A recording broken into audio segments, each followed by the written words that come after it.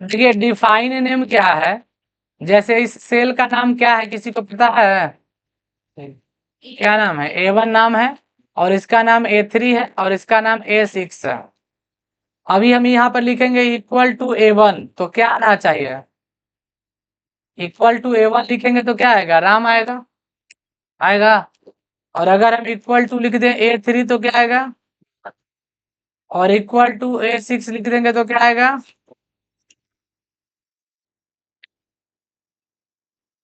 अब यहाँ पर देखिए कि हम चाह रहे हैं कि इस सेल का नाम बदल दे, यानी सेल का नाम A1 तो है ही, हम यहाँ डिफाइन नेम लगा दें और इसका नाम बदल के कर दिए बी।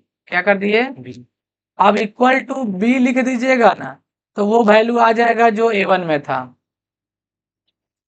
इक्वल टू बी लिख दीजिएगा तो क्या आएगा? जो A1 का वैल्यू था। अब यहाँ राम से हो गया मोहन, अगर राम से कर दिए यहाँ पे राजा, तो जहां जहां राम लिखे थे वहां वहां राजा आ गया।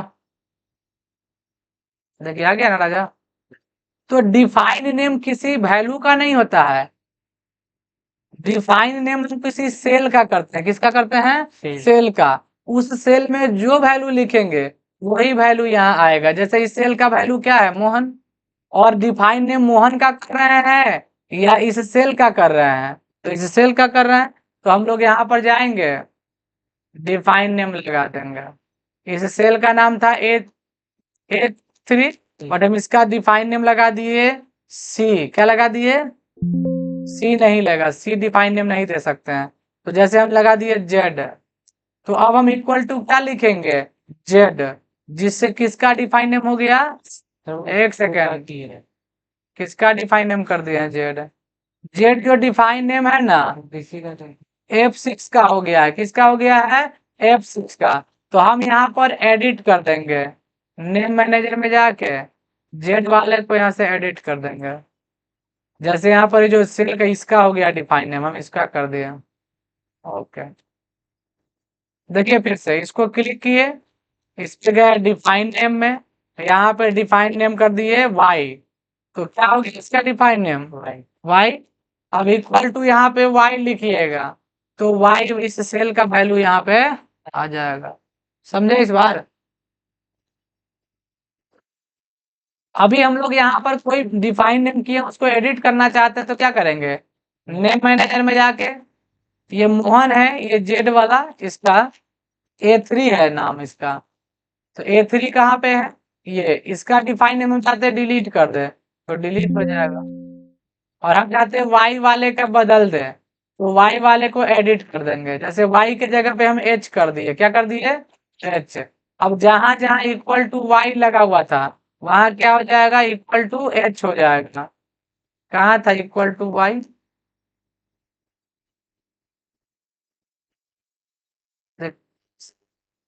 इक्वल टू एच लिखिएगा तो क्या आ रहा है? सीता आ रहा है ना।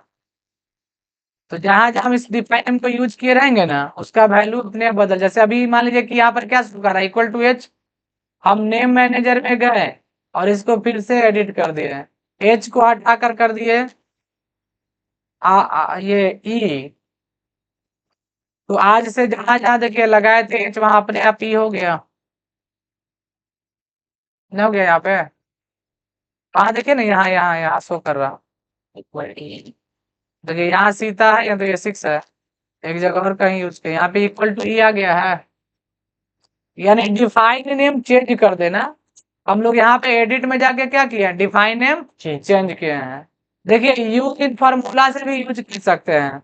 इक्वल टू करने की कोई आवश्यकता नहीं है, सीधा जाइए यूज इन फॉर्मूला में और यहाँ से भी लिस्ट चुन सकते हैं। दो डिफाइन नेम लगा हुआ बी और ई वाला चुनिए, क्या आएगा? सीता। बताते हैं। अभी हम लोग यहाँ पर एक चीज और है, क्रिएट फ्रॉम सिलेक्शन, यानी किसी सेल का नाम बदल दिए और हम चाहते हैं कि इसका नाम हम लोग डिफाइन नेम जैसे यहाँ पे रखें, यहाँ पे कुछ भी वैल्यू लिख देते हैं 563, और हम चाहते हैं ये तीनों का डिफाइन नेम लगा दे एक साथ। इसका भी डिफाइन नेम लगा दे, इसका भी डिफाइन नेम लगा दे, इसका भी डिफाइन नेम लगा दे, तो तीनों का एक साथ डिफाइन नेम होगा। हो जाएगा। जो जो डिफाइन नेम लगाना है ना इसके बगल में लिख दीजिए। जैसे हम इसका डिफाइन नेम डी कर दिए, इसका एस कर दिए और यहाँ ए कर दिए। अब इसको सेलेक्ट करके क्रिएट फ्रॉम सिलेक्शन। बताइए डाटा के इस सेल के किस साइड में डी है? लेफ्ट साइड, तो किस में टिक लगेगा? लेफ्ट में। अब इसका डिफाइन नेम हो गया डी और इसका डिफाइन नेम हो गया एस और इसका डिफाइन नेम हो गया ए। तो अब इक्वल टू डी जहां लिखिएगा ये आ जाएगा, इक्वल टू एस लिखिएगा, इक्वल टू ए लिखिएगा। अगर हम ये हटा भी देंगे तो इससे कोई मतलब नहीं है। इक्वल टू ए लिखिए।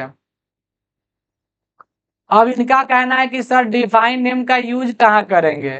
तो ये तो हम मात्र एक सेल का डिफाइन नेम किए हैं ना, हम एक रेंज का भी डिफाइन नेम कर सकते हैं। जैसे इस सेल में डाटा है कुछ भी, जैसे यहाँ पर सेल में डाटा है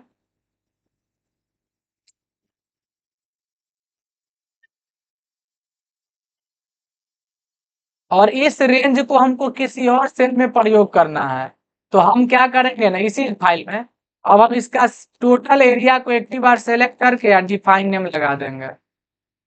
यहाँ पे नाम दे दिए एन ओ, क्या लिख दिए? N O. ओके कर दिए। इसका डिफाइन नेम क्या है पूरे एरिया का? N O. रेंज का नाम एन ओ है। अब चले जाइए किसी दूसरे सीट में, किसी भी सीट में रहिएगा। अगर मान लीजिए कि इक्वल टू हमको सम निकालना है, तो सम मतलब क्या होता है? जोड़ना। और सम कहता है कि किसका निकालना है? तो एन ओ का। एन ओ का मतलब जो एन ओ में नंबर है पूरा, अब वो पूरा का सम हो जाएगा 537। देखिए ये पूरा को जोड़ करके देखिए, देखिए 537 आ रहा है सम। अब जैसे इसमें से हमको मिनिमम निकालना है, तो हमको इस डाटा को सेलेक्ट करने के लिए यहाँ आने की कोई आवश्यकता नहीं है। सीधा लिखेंगे इक्वल टू मीन। मीन होता है ना मिनिमम फॉर्मूला, और हम लोग वहाँ एरिया में जाके सेलेक्ट करने की कोई जरूरत नहीं, एन ओ लिख दीजिए क्योंकि उसका डिफाइन नेम एन था। इक्वल टू मैक्सिमम निकालना है, ओपन ब्रैकेट लिख दीजिए एन ओ, ब्रैकेट बंद। आ गया। देखिए इसमें सबसे छोटा 36 है। सिलेक्ट करना है कब? उसका डिफाइन कर दीजिए। तब डिफाइन नेम किए तो इसको सेलेक्ट करके बिना सेलेक्ट किए डिफाइन नेम कर देगी।